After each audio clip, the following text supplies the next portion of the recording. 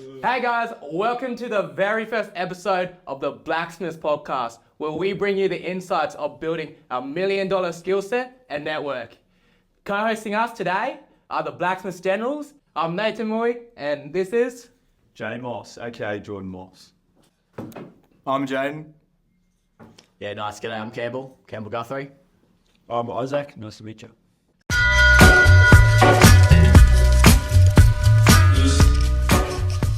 What brings us here today is to find out how you started in your parents' backyard to now hosting $1 million businesses. First question I want to know is, what is the Forge? Yeah, awesome. So the Fxrge Buoy is it's a community for like-minded aspiring entrepreneurs where we host speaker events and we get industry-leading speakers to come and share their knowledge and their industry secrets to the next generation and help them grow and succeed. Just to get a little backstory on it, what's the meaning behind sort of the Forge? How did you even come up with that name? Yeah, coming up with the Forge is we really wanted to really build up and forge ourselves from the iron and we'll come down to the blacksmiths. We are the ones who are forging ourselves through the iron, through the challenges, the tribulations of what it takes to make it. Yeah, so you go in the forge of entrepreneurship, right? It's never easy. You have to go through that forge, and that's what makes you stronger. Yeah. Like going through the fire and sort of... Baptism of fire. Baptism of fire, yeah. The fire of trials and tribulations. And then once you make it out, you're stronger than ever. Just want to know, a bit more personal question, but how did you guys even meet? Like, what's the story behind that? You know what I mean? Like, how did you guys even meet? I know how I met this bloke, but how did you guys meet? Yeah, we actually met in high school. We've been best mates since grade 7. Best mates in straight sevens. High school sweethearts. Yeah, we worked it. Isaac worked it out. It's almost been a decade since we've known each other. Yeah, mate. So, It's unreal. Usually there's a bit of a honeymoon. What is it? I think Honeymoon phase. honeymoon phase. Yeah, honeymoon phase. But yeah, you guys sort of worked it out. Yeah, past that phase, really, right? that sort of relationship. Yeah. No, you work it out. It's also interesting where, over time, you develop over time through as a kid. And it's just really interesting how we've all kind of gone down the same pathway anyways. Well, it comes back as well. Used to be a trio. And we used to have a big group, not a big group, but a group of us that used to stick together, and it ended up being Isaac and I used to split off because we have that same mindset. So it's not always about who you connect with at the beginning; it's about who you grow with. Yeah, definitely. Speaking of honeymoons, Yeah, got engaged recently. Congrats. So when's the wedding? No. I don't know yet. Okay, we'll save it for another day. yeah. No, it's quite cool to have that relationship because I've been with my partner for 5 years, and there's obviously been ups and downs with every relationship. And as Muey was saying, there's a honeymoon phase to every friendship, relationship, whatever relationship you're in. So I want to ask you guys, was there any points in you've been friends for a while now, but was there any points where it was difficult to be friends? Was it in your journey? Was there any falling outs? I wouldn't say there was any difficult times being friends. I mean, throughout, we didn't always stay super close together, but we branched away around grade 9, grade 10, and then we kind of, just came back together again. So what do you think was the main thing that has stuck you guys together? Our mindset. Yeah. 100%. Yeah, and that's why you want to create this big thing, the Forge. Find other people like you guys. Yeah. Because we were lucky enough to be connected so early on, and just building this together has just been awesome. And we think we'd be able to help other people, who didn't have a mate in grade 7. Yeah. Would you say you both are polar opposites or quite similar? You know how they say in business you kind of need yin and yang, but where do you two lie in that kind of scale of whether you're both doing the same amount of work or there's someone that's better at something and someone that's better at something else? Yeah. I was trying to think of the book name. I'll add it after the podcast. I can't quite remember at the stage, but there was a book that we read, and it's basically going through. There's 6 processes or 6 types of geniuses that you are. The 6 Working Geniuses is the book. Yeah. And in that book, it sort of describes in an entire project, there's 6 things that you need to that happen, and most of all the time, there's 2 things that you're really good at and that you love doing, and that you're passionate about, and that you can do for the rest of your life, and you'll love and you get energy from it. Then there's 2 things that you are okay at, you can do them, but they're just things that they don't necessarily fulfill you to completely. Then there's another 2 things which are a drain on you. You don't want to do, you hate doing them, and it just doesn't work, right?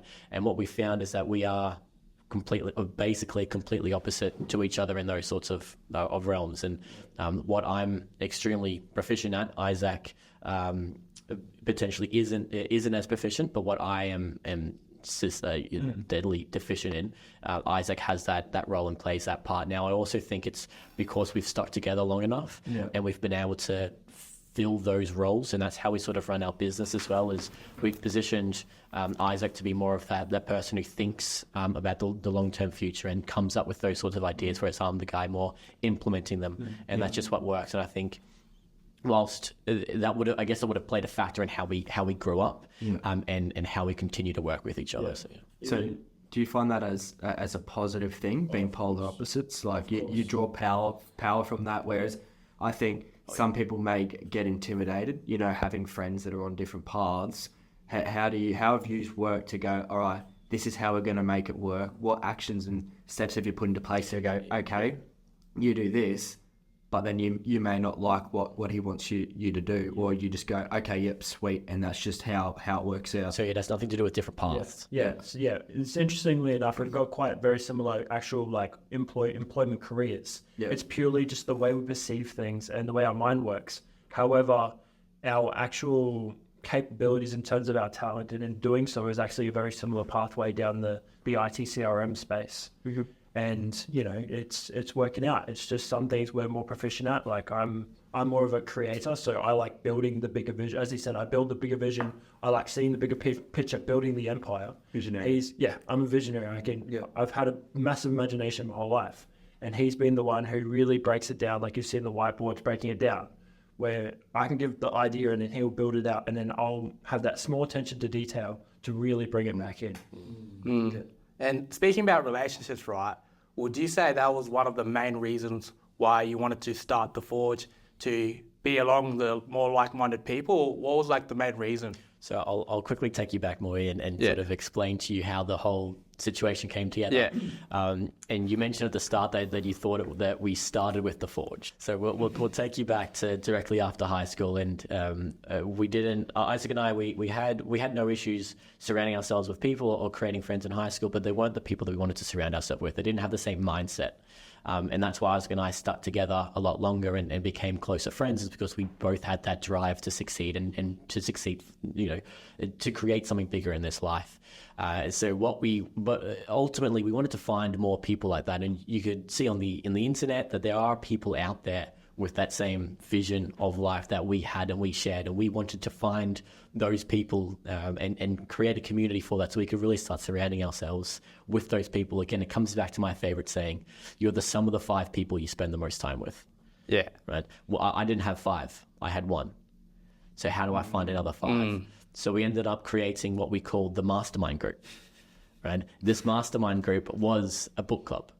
Yeah. Right.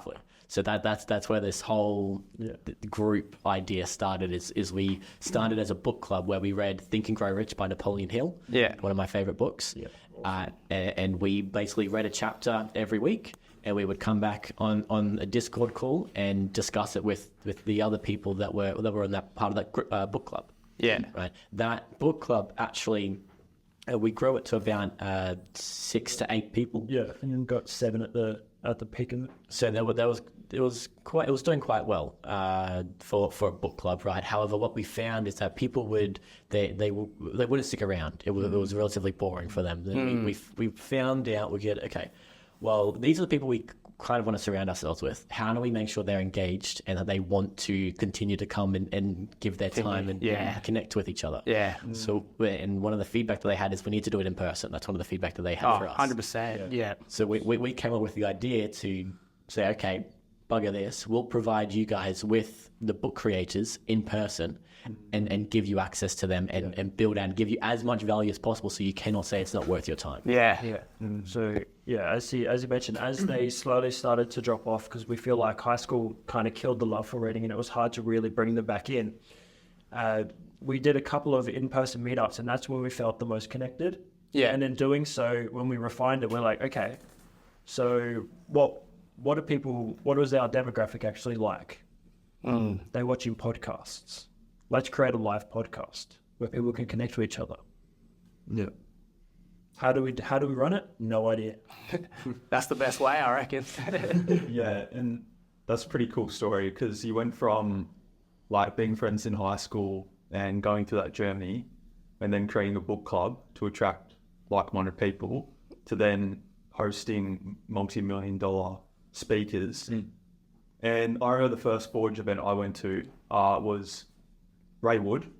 Do you guys want to speak a bit about speakers you've had and how you actually got them to accept and speak at your event? Can I take it back quickly? Yeah. Like I'm sitting here going, all right, out of all the options of things you possibly could have started, why the fuck did you start a book club? Like, that's just what personally, like, if I look at it, I'm like, all right, entrepreneurs, they're busy, they don't have time. Some may read books, some may not read books.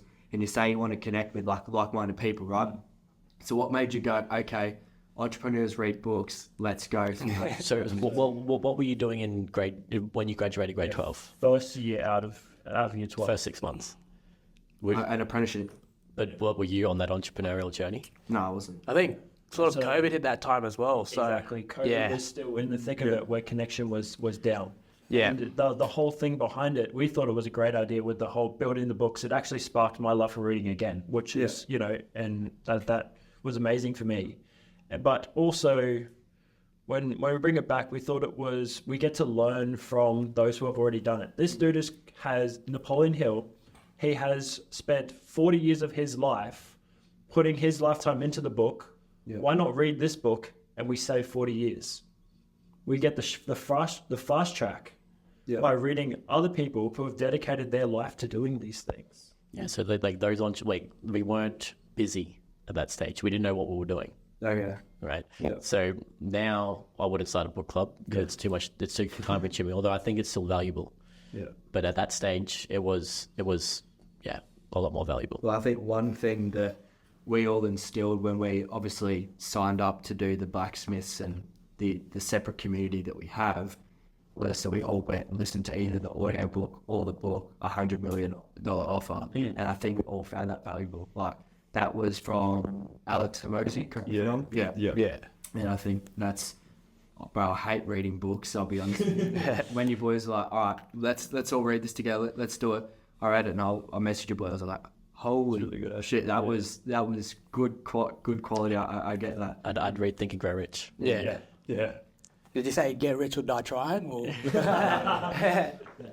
Just want to take it back to Jamon's question because he said something about bringing on speakers and... Well, let's come back, right? There's a couple more events that we had to go to the so our first event, we wanted to bring on somebody who really embodied, a physical presence because it's not just about finances when it comes to business.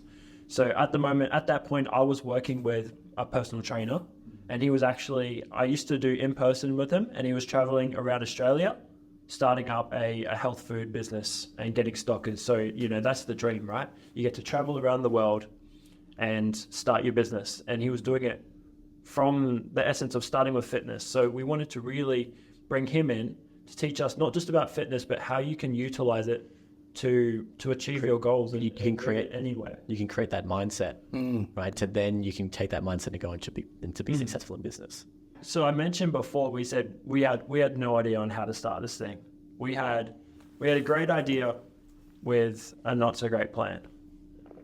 So realistically, we were a firm believer in we could get analysis paralysis and just play this thing out perfectly. In reality, we'd still have mistakes. Or we could just start. We know how to gather some people together and let's just do it. And just to cut you off there, that it's the whole point and what we believe in the blacksmiths, right? Which we'll get to shortly. Yeah. But that comes down to the whole point of why we created this community and who we want inside of it. But yeah, continue. Yeah, so when we come down to our actual setup, I ended up pulling all my contacts that I could possibly know I think would be interested. We ended up getting 10 people. So we're like, we've made it, we've done it, we've got 10 people, we've already exceeded our book club, right? This is our first event that we've ever run. We've never been big partiers, so we don't run massive parties. And so I'll give you a rundown of our setup. So there's just been a gazebo, what's it called? A roof just put in. There's no lighting. Out the deck of my parents. There's no lighting. So the sun's coming down in June, so we don't have very long. You know how quickly the sun's setting in June. And we're like, fuck, we've got no lights. Yeah. Ended up finding an industrial light and setting it up and then pointing up at the speaker like that up on the whiteboard. Right. Well, it was at the back of my parents' house. Oh, right. Right. So on the deck of my parents' house that was freshly built. The deck was built probably 3 weeks or something? Yeah, 3 weeks ago, and then the awning was put on 2 weeks, or it was a week, right? That awning was put on a week, so we had no lights. There was nothing. We pulled deck chairs from anywhere we could find around the house and sat them up in a little oval shape in front of the speaker. So was this still the mastermind group, or was this now the Forge? At that stage, it was the mastermind group still. Yeah. It was still the mastermind group at that stage. At that stage, yeah. So on the timeline, how long till the next one? You're like, we need a name change here. What time frame are we? I think it was in between. It was after the first event when we're like, okay, well, we can't call it the mastermind group anymore. we wanted something better. We wanted something that sounded more professional, not more professional, but attracted the people that we wanted to. More official. That wasn't, because the mastermind group sounds generic. Yeah. We wanted something to be official that can actually draw someone. It's quick and powerful. Yeah. We want to be powerful people. Yeah. I love how you guys just went into it without any plans and just started executing. Because a lot of the time, these people, they plan all the way. They get 80% of their planning right. But when it comes to the 20% of execution, they don't do it. And you guys just went in there and just executed and then plan later, right? And accepting that it's not going to be perfect. Yeah. And you can fix mistakes as you encounter them and go over challenges. Yeah, that's what we do in all business. Yeah. Yeah, I think that's what you have to do in business. But a key point is, from the very beginning, we wanted to portray professionalism. From the very beginning, we recorded it. From the very beginning, we had a smart business attire. We wanted to convey professionalism, because that's what we wanted to be, and we wanted to surround ourselves with. He says professionalism. We had my phone up on side of the sliding deck to get outside to the deck, on the little railing up the top, recording the speaker. We had a little webcam, like a webcam that I used to have from streaming back in the day, pointing at the stream, but it was 144p or something like that. We had the industrial light on the floorboard. You forgot something though. So that camera had to be plugged into a laptop. Yeah. So we set up a ladder to put the laptop on and to capture that thing. And then in post, we're like, bro, we've got 2 camera angles. We've got this. And it turns out, what's it called? PC webcams don't look too good when they're about 30 meters away. No. So we look at the camera angle and then we just start cracking up laughing. How many people were there? That was 10. 10 people. Okay, that's pretty good. Yeah. For your first event, that's actually really good, 10 people. Because I actually thought that camera was your security camera. I thought you filmed that first one on your security camera. But we tried. We tried to set up a third camera angle with their security camera. So if that's not entrepreneur, I don't know what is, right? Just getting it done. Yeah, it's not. So you've gone from 10 people, scraping my hair, contacting everyone in your phone. I know we're back, but can we just touch on the numbers we're at today? So the numbers where we're at today, at our last event, we had 57 register and we had 44 attend. And how many of those 50 are reoccurring from the very first one? We have 9 recurring. 9 out of 10. That's a good retention. Yeah. It's awesome. Some of the key people who you've met, and you've actually built from, they came to that first one, and I've got so much respect for them. Yeah. And so was these connections that you had to scrape in your phone contacts, were they people from school, from sports clubs? Mate. How'd you get them? Oh, so some were family friends, some were from school. Yeah. And just anybody who had a business or was interested, we pulled all our connections from the previous book club. Yep. We actually were able to bring, over time, we're able to bring 4 of them back. You are. And Yeah, right. that's how awesome it is. We changed the format and we're able to really bring them back on as raving fans. So Yeah. So there's a lesson in that I find. We all got to say that the Goner crew, I'm going to do this, I'm going to do that, and actually trying to build the business right. And in that story, it's kind of reach out. Your first customers are the people that you know. Yeah. Would you not agree? Like you've just said there that reach out to your friends, reach out to your family, and that's how you can start your business. And I think the viewers will find that so beneficial, because I think half the time they stress, who am I going to get? Where am I going to go looking? I can't get customers.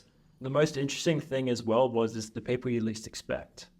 Yeah, People who you least expect from high school, and you're like, you meet up with them a little bit beforehand, see if they're the right fit. Yeah. And then you're like, holy shit, you're doing all this? Like our mate Aiden, he came to the first couple, and he was the class clown in high school.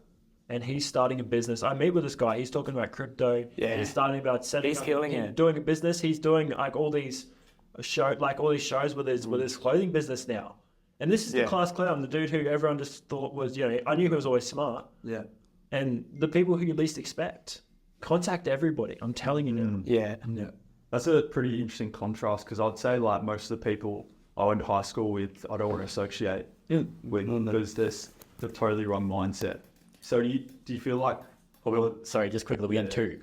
Right? Out of the bigger high school that we went to, we had two. It wasn't... Yeah, that's pretty good. Like we had 300 in a grade. Yeah. Right. So And usually people say that you shouldn't get into business with friends and families. Yeah, I think that's bullshit. That's just if you have true friendship and true bonds, it doesn't matter what happens in your business, because you're always going to have that bonds, right? Yeah.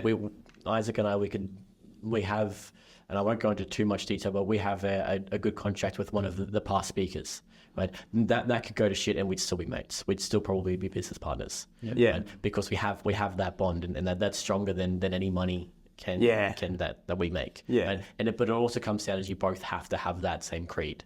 Yeah. And that same mindset. That's key. If you don't both have that, then it doesn't work. Yeah. Right. 100%. But that's bullshit. If you find the right people, those are the people you want to be surrounding myself with. you have to have unwavering trust, though. Yeah. And I'd advise not so much for family, unless it was direct family. I wouldn't advise for family, because there may be some kinds of expectations that you're going to give slack, or you accept them just because you love them because they're family and whatever. But working with friends, I think there's nothing wrong with that. I think it also comes back to it's a mindset. It doesn't matter who you are. If you have the same mindset, you're gonna. Yeah. Because I would actually disagree with that. Okay. I would say it really depends on your relationship with your family and your friends, right?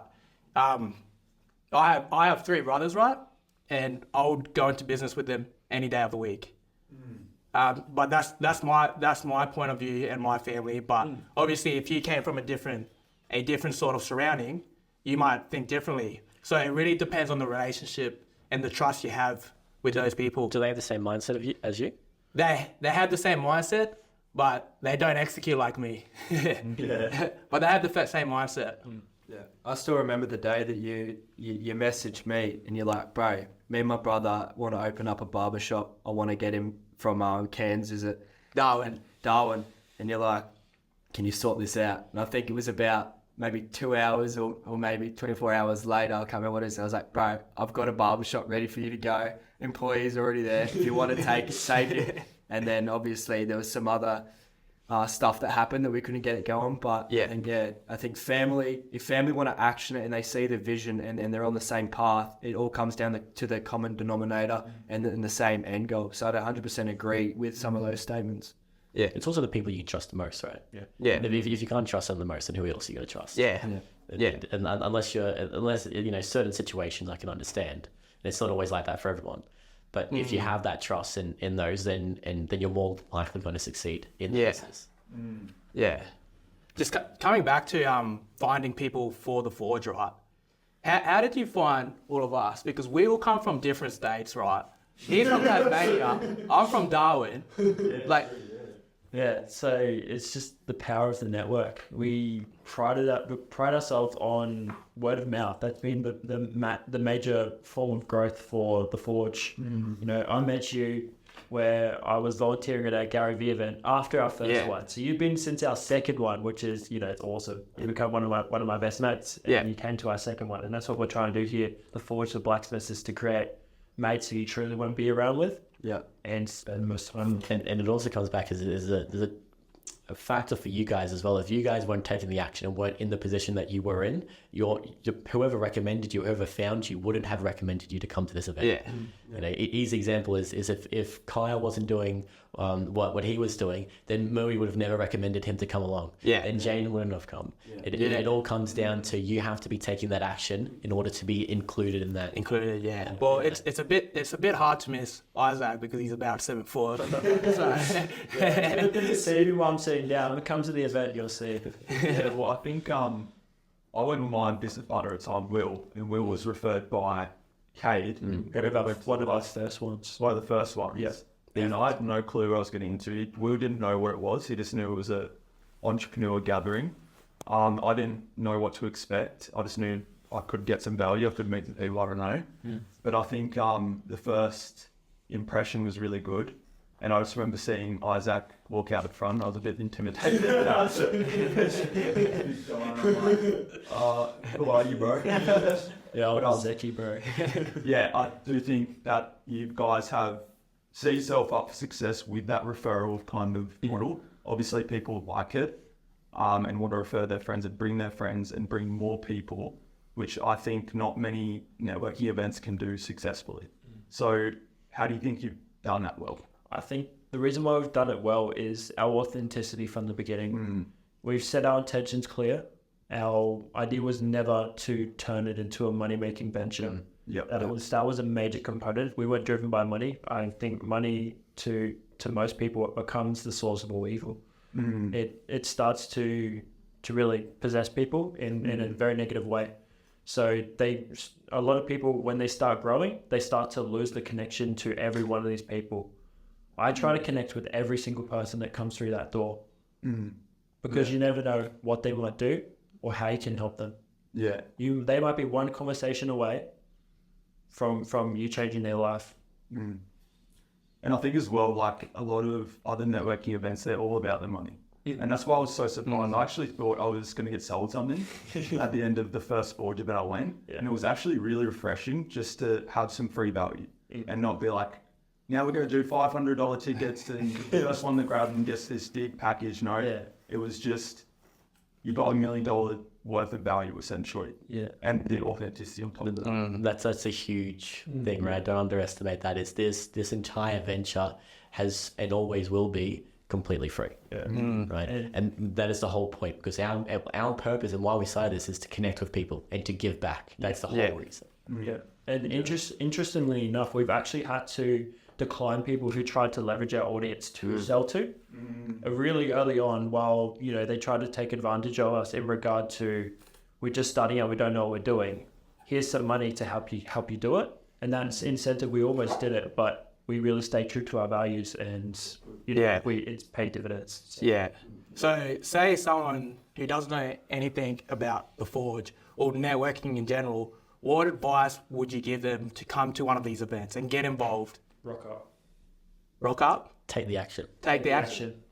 It's as simple as that, Lloyd. If you're not going to take the action to improve yourself, then you're not going to improve yourself. It's quite simple. Yeah. So there's the value that we offer here doesn't need to be sold to. Yeah. We just need to get it. You just need to understand who we are and what we do. And if you don't want to take that next step and actually come to one of these events, then that's on you. We can't force you. And you probably wouldn't fit in either. Exactly. If you're not taking that action, right? Exactly. Yeah. We don't want you. I would disagree on one statement that we just said, is that it's not a monetary play. In some way, you kind of are exchanging something, and that is your time. And I think if people aren't willing to exchange their time for something, that they're actually not the right person to come to these events. So for anyone that's watching that wants to come, make sure you're investing your actual time into learning and growing. Don't just show up to these events and just go out with any knowledge. Actually listen, learn, connect with people, and you actually learn something and take some great relationships out of it. Yeah. Exactly. So it's not a monetary venture for us, but it should be a monetary venture for you guys. Well, if you think of what money is the currency of time, right? Yeah, it's an abstract concept which doesn't exist. It is something that society gives a figure of value, and it's something that people will exchange their time and hard-earned effort for. To do so, I think it's unjustified, because there's much better ways, just like the Forge. You can build influence and power and status, because that's essentially why people want money, is for some form of status without the form of physical currency. I think that's falling out though. Like we've witnessed it firsthand, and especially J Moss has got some stories that we all know about. Is that people with money, man, like it's not creating as much power as it used to be. You know, you see like Money Mayweather, you'd be like, yep, he's got power because of all the money and the influence and stuff like that. But now you've got all these people creating influence off their own backyard. J Moss isn't the richest bloke in the room, but yet he's built a great thing for himself by creating his own personal brand and built influence and status through that, rather than going down the money route.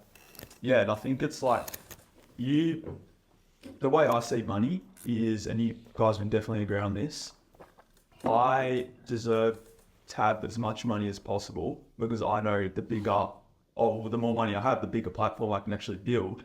And my intention is to help people and change people's lives, connect people, etc. So I know that the more money I have, the bigger platform I build, the more people will be impacted. Do you feel like that relates to that with the Forge in any way at all? Yeah, absolutely. The more money we make, the more we can help others. It comes back to an analogy I share with Isaac all the time. Is I want to build the Forge to be a ladder. And what I mean by that is you can't drag people up the mountain of success. Whatever your definition of success is, you're climbing a mountain, and it's going to be a battle, and you're going to have to work for it. And you can never drag someone up because they're just going to pull you down. But what you can do is you can help them up their journey and help fast track them. You can provide them resources and tools to scale the mountain faster. Now, I want to build the Forge into be basically a ladder. And I want this ladder to be able to help young entrepreneurs succeed as fast as possible and scale their own mountain in a short amount of time as possible. Now, I want to make this ladder as bright and as big and as glowy and as attractive as possible to attract as many people as I possibly can. And in order to do that, I need to make a lot of money to build that ladder into the glowing orb that I see it becoming. Right? And right now, we've started to really do that with the Forge and create this ladder of and make it look shiny and helping the people to find us and then scale as fast as possible with us. Also, this being like a non-for-profit, so that's pretty incredible for anyone watching. They're not asking us for money when they host these events. They're giving this value whilst also putting their time, resources, and their own money into actually building it. So I feel like, thank you for doing that. It's quite like I love the opportunity. I'm sure like all these boys do as well. Yeah. Why? We're investing in other people's futures and ourselves. We get access to these speakers just as much as you do. If we get these, as you said, these multi-millionaire people, are they going to come and just speak to us with private coaching for free? Of course not. We provide them with the audience. We put our money to the audience. We've easily got our money's worth with talking to these speakers, even with our discovery meetings.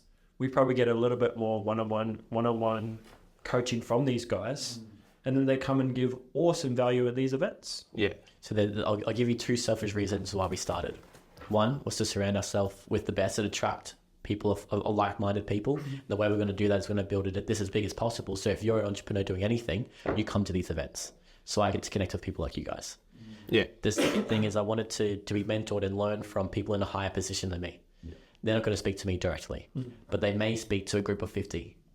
of 100. You said a word that I really like. You said the word mentor. For someone who's our age, right, how important is it to be mentor and get a mentor at this age? That's like asking me how beneficial is it for me to find a ladder, put it up against the big ladder, put it up against the mountain and start walking up that ladder instead of climbing the mountain by myself. But how would you know that's the right ladder?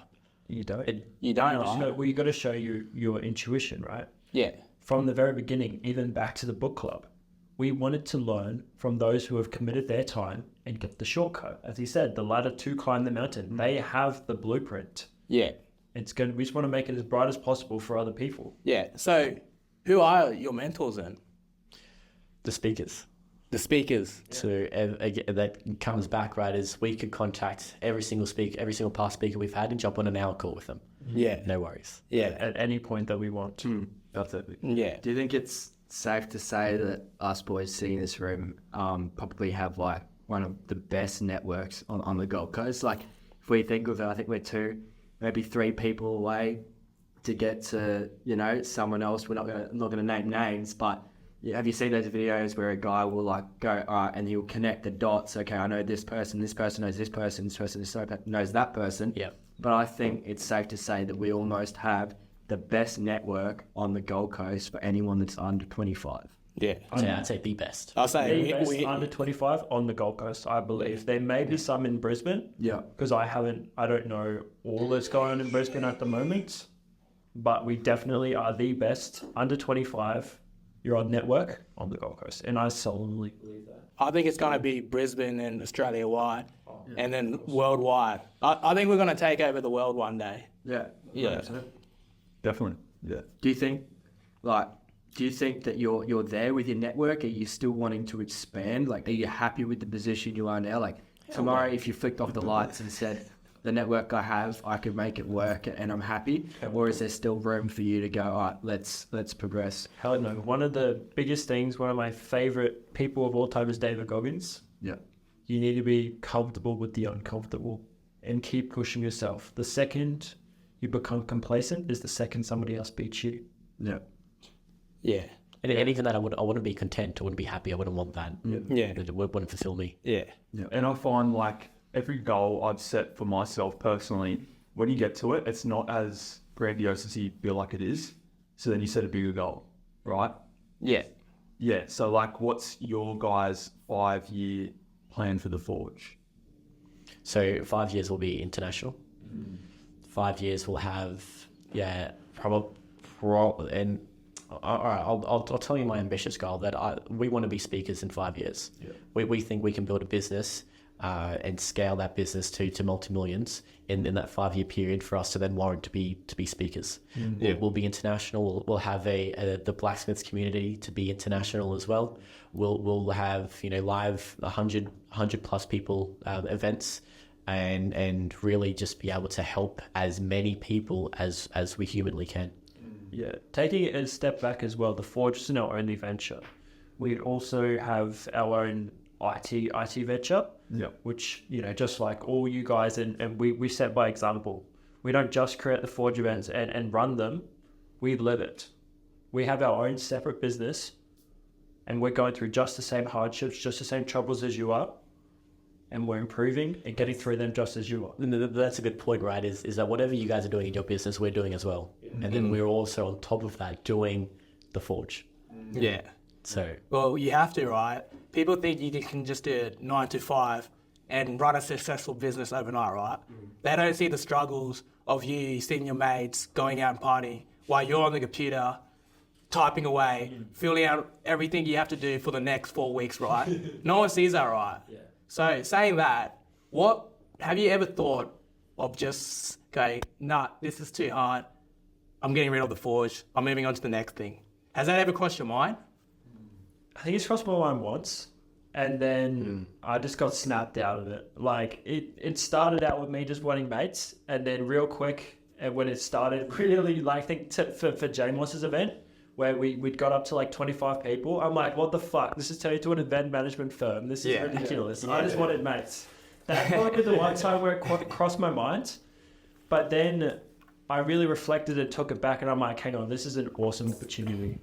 Yeah. I now know how to gather people, and now this is when it gets fun. Because again, coming back to where I am, I love creating things. I love the vision. This is the shit where it gets fun.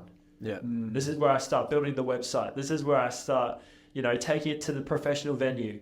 This is where I start connecting to even better speakers. Yeah. This is where it takes off. This is it. Yeah. I don't think people actually understand that it's not just you two anymore. Yeah. Like, this has grown so big that now, like, us boys sitting at the table, we're now in on this venture as well with a couple of the other boys. We've got Kyle behind the camera, set all this up, gone through it, Yeah, and changed the waters, got us water. He's helping out behind the scenes. He'll be on the next few podcasts. But I think that you boys have done such an amazing job, and this has grown into something so big that, like, easily, as we said, will take over the world. No issues. And with the network that we already have, and putting each individual person's network together, man, that shit's scary. Well, this is what is exciting, right? And that's the whole reason. This is my whole vision for it, is to be able to find my 5 closest mates and be able to have them with the exact same mindset as you. And for the viewers at home, you don't understand how the feeling you get when you walk into a room and you just click with every single person in there. Yeah. They have the exact same mindset as you, and the same drive to succeed. It's incredible. And I'll take you back to this exact example, right? Muey mentioned a podcast to me 2 months ago, so around that time, and at that stage I was dealing with the Forge by myself. I'm like, dude, I don't have fucking time. Sorry, Muey, you're gonna have to do it on your own. Anyway, we ended up going down and creating what we're calling the Blacksmiths, and we can get into that soon. But in a, I think it was a 2-week span, from starting the Blacksmiths, we mentioned Muey pushed that we need to do a podcast. Yeah. 2 weeks later, we've already completed the podcast business plan, and I hear filming our very first episode. Yeah. That's exactly what I had envisioned: is people who take action immediately. And I think that sort of all led down from the culture you guys set, right? Like, it's the same how you guys just said about setting up the first event for the Forge. We're literally living it right now. Like, we literally have 3 cameras that we scrambled all together and just got in and done it, right? And that guys, that's really the culture of the Forge, right? It's just getting it done. Yeah. Hey, Kyle, can you put a video later of each individual camera that we got set up now? Because we legit have a bin set up over there with a camera on it. So this goes to show that no matter what your setup is, just go for it. Just hit it. Because It's a pretty good setup. Everyone has an awesome. But this just goes to show that we haven't got any money from this. This is all our own gear, and we're not getting any money, as the boys have said before. So we're obviously taking it out of our own pocket and our other businesses that we have. We rock up, this bloke's forgot his SD card, and Campbell walks into the shop 1 minute before it closes. Quite literally. The guy was stopped the guy behind the people behind us from getting into the shop. Just was the last person to. On an interesting question, do you think that the overarching message of all your speakers you've had so far, obviously they're very successful, do you feel like they're action takers and their main message is taking action? 100%. And So just quickly, action is the baseline to success. Yeah. Let that sink in, right? Yeah. You take away any other component that you need to be successful. The only thing you can take everything away. The only thing you cannot take away is action. Yeah. Without action, you will never be successful. That is the secret to success. Yeah. Yeah. Legit. That's why I don't believe in uni, right? You go to uni, you get all the knowledge on all these careers, right? But you see people who are just taking actions, and then they get further than the people at uni, right? They spend 7 years going to uni and learning all that. But then you get the entrepreneur who's just been going hard for 3 to 5 years, and they become more successful than the uni person. yeah, I think one thing that I am a uni student, just for that purpose there, but I think it's the way you approach it. If you see it as the be all and end all to your career, I actively did other certifications in my time off while I'm at uni, because I knew that wasn't the be all and end all. I was studying the Forge because I wanted to learn how to manage people. I wanted to learn how to create something. But you can't do that if you're just doing your assignments and you're doing exactly what you're told and exactly what the schedule says. Yeah. But what that does provide is some form of guidance in order to really structure your life and still keep you in that structure. Because the second you leave school, I'm sure all of you can agree, like Jay Morris especially, is you just feel lost, right? You've just had your whole life just given to you. The second you start school, you're given your timetable, rock up to your classes, go home. It's quite simple like that, for the most part. There's always other complications. However, the uni still helps you provide that a little bit more with a little bit less oversight. I think that's where it does help. Yeah. However, too many people take it as the be all and end all. A lot of these uni students, they get the knowledge and then they think guarantee they're going to get a job, but they're not actioning their skills that they learn from it, right? Where you are having the knowledge and you're taking action. It's a baseline to success. Yeah. I would say though that, as you said, that uni isn't the be all and end all. I think it comes down to where your projection is and what career path you want to take. Yeah. Obviously, if your goal is to be a doctor or own your own practice, you obviously have to go to uni. Yeah. And so that's completely understandable. So my question to you guys is if we have lawyers that walk in, doctors that walk into the Fxrge, or people that are wanting to start their own practices, are they counted as entrepreneurs, or are you more the people that are into crypto, stocks, clothing, fashion brands, all that? Like, I'm into people who want to better their lives. Yeah. So if you want to better your lives through being a doctor and being a lawyer, okay, let's do it. Yeah. It comes down to action takers, right? They've obviously committed a lot of time to. It's not just studying. When you become a successful lawyer, doctor that draws our attention, obviously you're not just a low-level associate. You're somebody of value. It doesn't just take doing the bare minimum. Well, it takes action. You got to do more than the bare minimum. As I said, it's not the be all and end all. You've got to be exceptional. And you could still be that base level associate, right? That's where most lawyer, every lawyer starts, right? But if you're taking that extra step and trying to benefit yourself outside of being a lawyer and be successful in all realms of life, then that's exactly who we want inside the Fxrge. Yeah, and I think you guys have done a good job of not excluding specific people, even if they are not the classic entrepreneur, they're not classic business owner, because you can be surprised at how humble people can be. And then you look at them and be like, he's just, the average Joe Blow, but they've achieved so much. Is there anyone in the Fxrge who has that kind of humbleness, who has achieved a lot, but doesn't announce it? I'd honestly say you. Me. You've achieved a lot. You built your business from the day that we met you, you'd had your AI agency running for 1 month. We had a success story. That was our first ever success story, by the way, of Will calling you out and how you took it. I'll save you to tell your story. But yeah, it's got to be you, because you don't actively project. Obviously, you have your personal brand and everything. However, I think you underestimate how well you're actually doing for yourself. Like, not a lot of people can fully replace their income, move states, and turn it around just like you have. Sweet. Everything went well. Yes. Personal brand. No, thank you for that. I was going to say... Sorry, it wasn't a compliment. It wasn't a compliment. You're making him blush. By the way, I don't do compliments. I just state facts. This guy. When I first went to the Fxrge, I was actually impressed by the caliber of action takers and people who, they didn't seem like much when I was first talking to them, but they told me about what they're doing with their achievements, and I realized these guys are like, they're going to be the future business leaders.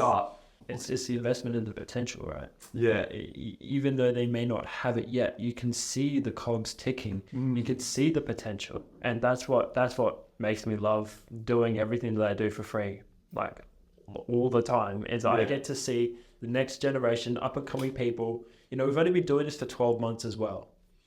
There's going to be a whole nother year of people who have gone through the hardship and come straight through the ringer, and now they're at the Fxrge, and they're here to kill it. Interesting question. Do you feel like people can take free for advantage? Of course they can. But is it going to benefit them? Yeah. Yeah, like there's obviously been times where we've looked at monetizing it just to really filter it out. Like it started out as an invite only, and we really wanted to target them. However, through various people, they said you need to target the masses in order to reach the minority. And I think that's what we've done. And realistically, the fact that it's in person, they have to show up, they have to look nice, they be presentable. That's already a filter, man. Yeah. It's already a filter. One, they got to sign up. They got to commit to that. So the people who are just scrolling through social media, they're not going to sign up. Yeah. You know what the funniest thing is, though, is the amount of people that I've seen since I've come that have showed up and then just dropped off. It's like, man, you do not understand the opportunity you are missing out on. This is something that's going to change your life. And you've probably seen it since day one. You see these people come through and you're like, the value's there. Why aren't you staying? But at the end of the day, we can only put so much in front of someone, and it's up to them whether they action Probably it. a good thing, right? Yeah. Because I've had people work for me and I've given them like more than their worth to be hard, like more than their worth, and then they slack off. They don't take the opportunity, and then they just peter out. But it's good that people come in and they just drop off, because you probably don't want them around. They're not action takers, and your ideal, what is it, gone arm versus Action crew. Action crew. Probably come up with a better word down the road. Oh, God, at the moment, we have the gunner and the action crew. So your gunner crew is, you say you're going to do that, you're going to do this. There's a couple of people at the Forge now, but we've also seen gunner crew convert over time. So we're not going to kick them out. Why? Yeah. They're just in different stages in their life, and that's perfectly okay. There's no harm of them sitting in a room, getting the free attention, because we still have our 5 people. We still have all the people, and we're still getting access to these speakers. It comes down to our selfish reasons, and also we're able to help people. If people aren't wanting to be helped, that's their problem. And just a quick one on that, I wanted to touch on this, and we actually had a call today for the blacksmith, and I hope he doesn't mind this, but I'm going to call him out regardless. But Timothy Howard was he came to our very first event at the Forge. Now, without in the nicest way possible, I would consider him probably, when he was first attending, someone in the gunner crew. He was saying he was going to do this, going to do that, came to the next speaker event, didn't really do anything. He was still messing around with his life and whatnot, and he wouldn't necessarily be someone what we wanted to surround ourselves with now. But over time, and being surrounded with the network at the Forge and learning from these speakers, he's really just completely 180'd his life. We had a call with him today, going through his business plan, and it's super exciting what his plan is and what he's going to come, what he's coming up with, and how he's going to, some of the goals he set as well. It's truly exciting to really see. It definitely is. I think it's the expectations. As I said, you're surrounded by 5 people, you will elevate to become that 6. Exactly. Yeah. So the expectations of being around other people, and if that's the life that you want, you've got to fucking change your life to get there. Yeah. And another person I've got so much respect for, because he's turned it around. Yeah, he has. Do we want to touch on the blacksmiths? Like, is that something we want to talk about, or we'll just save it for? I know we can touch on it. We don't have to go too much in depth, because it depends. Are we releasing this? Either way, we're releasing this after the 26th anyway. No, if we release it before, let's do it, right? Yeah, release it before. They've taken the action and they've gone through. They're already an hour in. Yeah. So if you've come this far, thank you so much for being here. Right. Yeah. Now you get some extra access, an insight into what's going to be coming on the 26th. This is the first video, and you got to understand that we're kind of improv and winging this and actually having a go, and we've planned for it, but not everything goes to plan. As we said, we've got the camera on the bin. Yeah. James has been staring at the bin the whole time, so I think he's noticing it more. I can't get over it. You got to pivot. The point is that it's all not fake. We come in. I think a few of us had a bit of nerves when we first started speaking, and it's gonna flow and it's gonna get better. So we actually appreciate you guys tuning in and checking in. So I think maybe we should touch on the blacksmiths. If you're worried about the bin, you would have had a heart attack at our first setup. You would have shown up and never came back. You're like, it's so unprofessional. And then you would have missed out on this. I probably would have never come back. Yeah, so how did the blacksmith start? What is the blacksmith? How did the name come about? Let's dive like that. Funny you mentioned the name. Well, let's get into that. But the Blacksmiths is your private network. It's your exclusive community of high-achieving, excelling entrepreneurs and people in the action crew. Right? People who are willing to do the work and have the same mission and vision and goals of life are the same as you. Right? These are the people that you really want to be surrounding yourself with and getting access to, and where we can then start really providing value to entrepreneurs. At the Forge, we try and keep it that sort of that higher level, right, where every single person can get value for it. Whilst even someone as successful as JMOS is still getting exceptional value from these speakers because they are the ultra successful. The Blacksmiths is where we're now going to really start tailoring that to entrepreneurs and start providing value that's going to be relevant to relevant for you to become the future business leaders. Yeah. And obviously we can't touch on everything that happens inside, and it's just something that you're going to have to jump in and actually see for yourself. But roughly, boys, how many hours do you reckon that we've spent away from our family trying to plan this blacksmith community? Because I don't want people to just go, it's one of those communities again where they're selling us a course, just a bunch of coaches that don't know what they're talking about. It's nothing like that. I can attest to it. I've been in some crappy networking groups. Yeah. And when I joined this, like committed myself to this, I was like, we got to make this the best.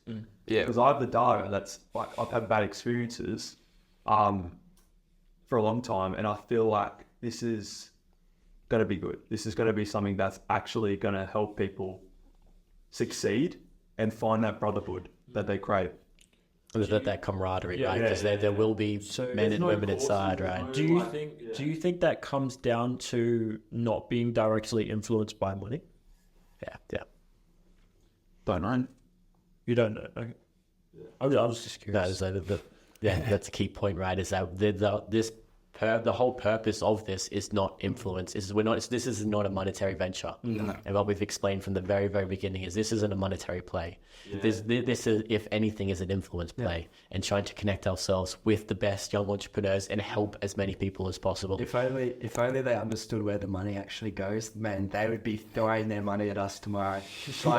We had an exclusive event with some private members about a few weeks ago now, and we got some great feedback from that, and it's only up from there. And I just wish that you guys knew what was going on inside, and you only know by being able to gain access and join, but you'll learn more, and this is something that'll benefit you, and I can promise you that this will benefit you. I back this 100%. Soul-heartedly believe that this is where This is it. This is where it's at. Like, if you're not Jordan, you're getting left behind. And it comes down to the Forge as well. Like, you're providing so much.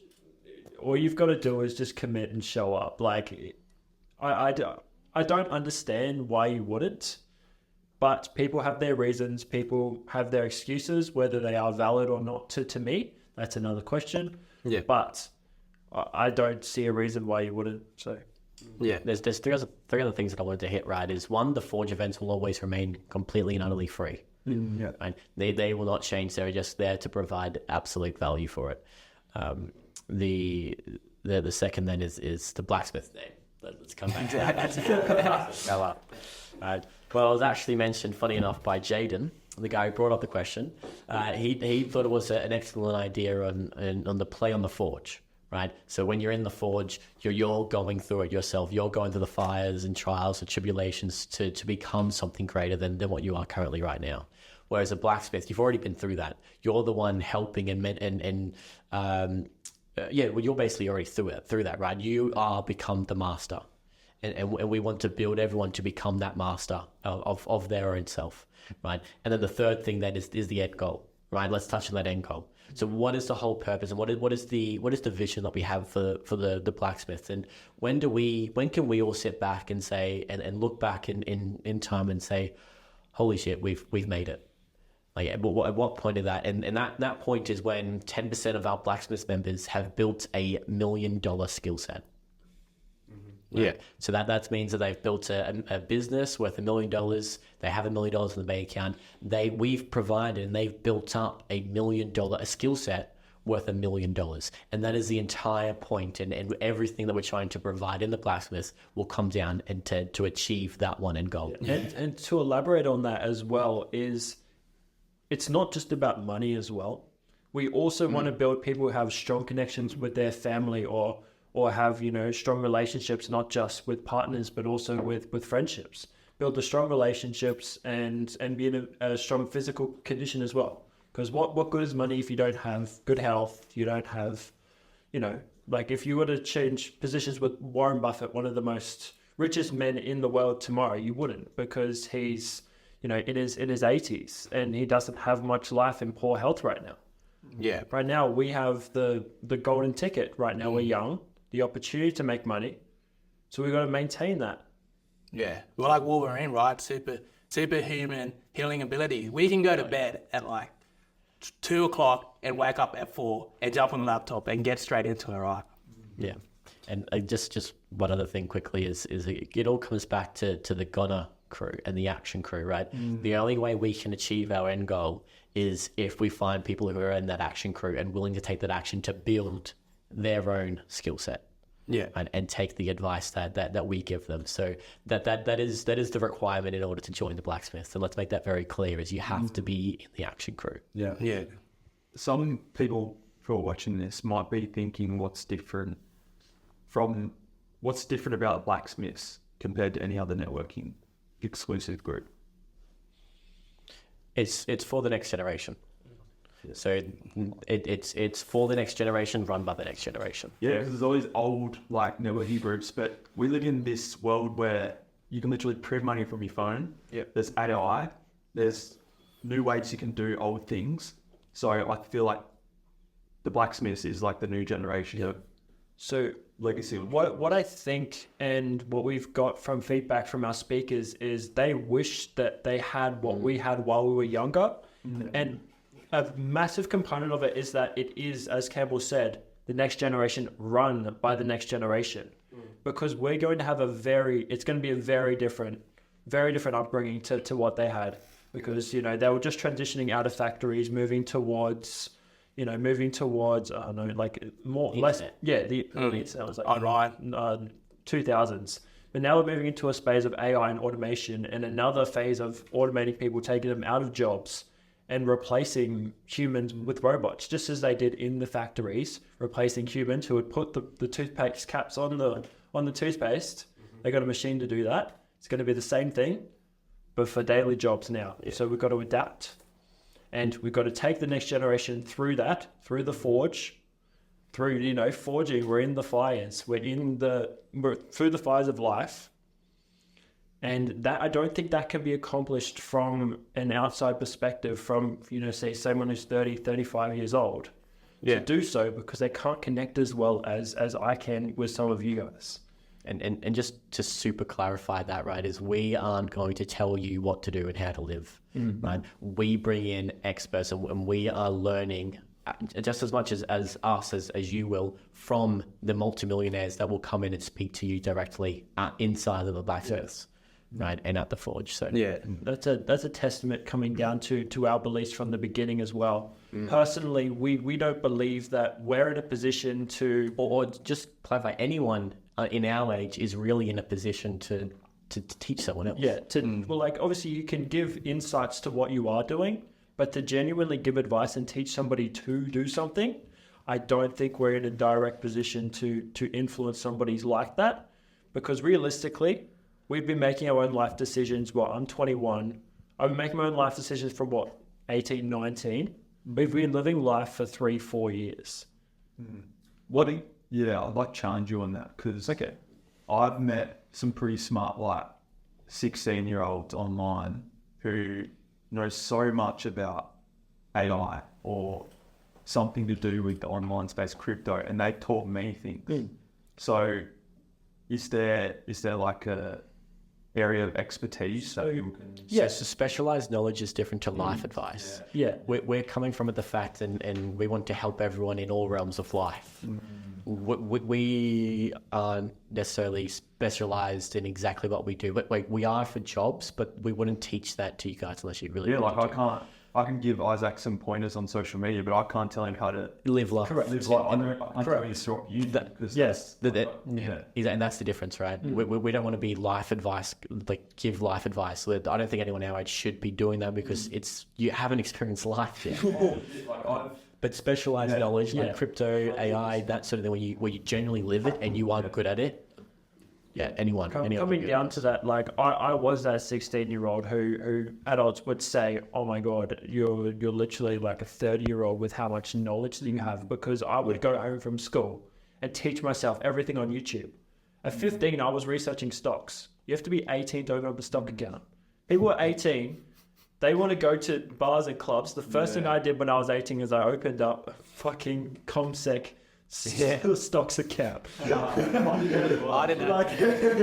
And that's a testament, right? Like-minded people. Yeah, And it's just, wow. Yeah, and I just want to touch on and clarify the point for the people that are already inside the Forge and attending these events, that if you join the Blacksmiths, it's not necessarily the same speakers or the same topics. It's completely tailored and completely different, as Campbell touched on. So I don't want you to go, what's the point if I'm getting this for free? When you're inside, you'll understand. If you want to know more about it, come talk to us privately. But I guarantee you that you will get so much information out of this. Yeah. And I think it's a bit hard to explain without you actually seeing it firsthand. And on the 26th of July, this month? Yeah, 26th July, next week. July. 1 week. 1 week. That's when you guys will truly know and understand it. And any questions, and for anyone that's watching this and actually wants to join the Forge or the Blacksmiths, please do not hesitate to reach out to any of us. Yeah, whether that be personally on our socials, like it doesn't matter. Like, we're always open for a chat, and we're always happy to bring somebody else on who wants to change their life and is actually willing to do what it takes to do that. Yeah. Just before we wrap up, can I just quickly say that we also have a referral going on at the moment. So whoever refers the most amount of people wins a 15-minute private one-on-one session with Greg, this event speaker, who's a sales coach to 9-figure CEOs. So we're announcing that? Yeah. Okay. I'm posting it tonight. And then I was distracted with the podcast, so I'll be doing it tomorrow morning. Yeah, so if you want to come and you want to bring your friends, get them to register on the website, thefxrge.com, thefxrge, TheFxrge.com, and get them to add your name in the referral section, and you could win a 15-minute private session. I'd say Muey and Kyle, we've got to pump this out, boys. Get it out. Pump it up. Yeah. I'm going to clean up. How valuable do you think that would be to you right now? For me, it'd definitely be very valuable because I just hard to set up and doesn't hard to sales, so I want to get some insights on how I can manage them better and have them perform. Here we go. Yeah, best. Yeah. So I'm gonna win that. Hopefully. Well, Just bring all your students, bro. well, I think on that note, we'll end the podcast here. Yeah. Thank you, Isaac and Campbell, for this podcast episode. Really enjoyed it. Had so much insights, and just having all the boys finally jumping in and doing the podcast, right? Taking the action. This is a lifelong dream for you, Mo. All right, this is one of the milestones I had for this year. I'm over the moon with this one. But thank you guys for watching, and we'll see you in the next episode. Good. That's good stuff, boys. Best stuff. Oh no.